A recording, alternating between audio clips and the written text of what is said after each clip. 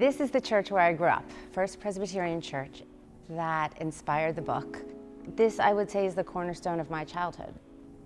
I have written a book about ministers, and it took me 13 years to write. It will sound strange to say that I did not set out to write a book about ministers or about God.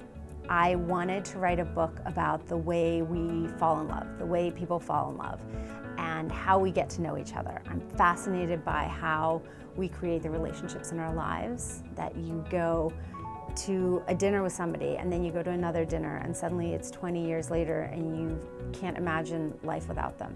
The story that leads to this book, The Dearly Beloved, starts 2 generations ago with my grandmother, whose name is Willie Fred Wall. She's now 102.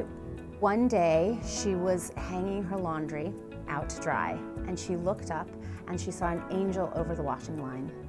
And from that moment on, she pledged her life to God and she started going to the Nazarene church in her town. And she took all of her children, including my father, with her. My parents met at a church picnic in 1964.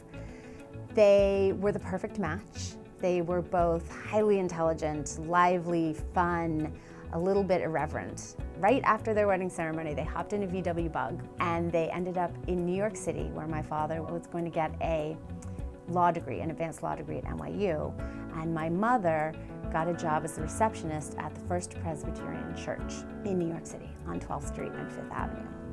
And that's where The Dearly Beloved begins. It's set in the same time period from 1954 to 1970 in Greenwich Village.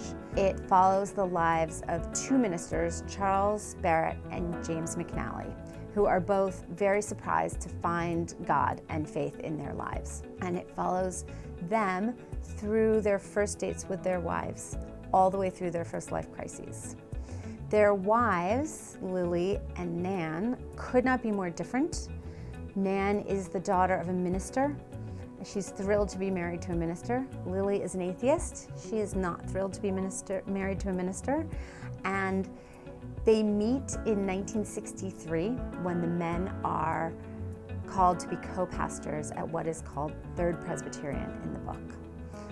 The men are friends immediately.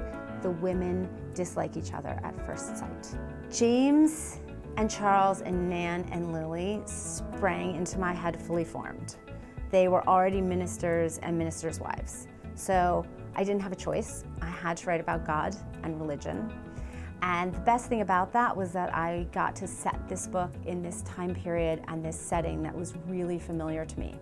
I think that the reason so many people were skeptical about my writing a book about faith is that so much of what we hear about religion in the news today is about violence and tragedy and abuse. It's about the use of the pulpit for political power or personal power, and it's about using faith to incite conflict and hatred. And that was never my experience at church. I know that some people have that experience at church, but my experience of church was of community. And I escaped the dogma of church because I was so steeped in church.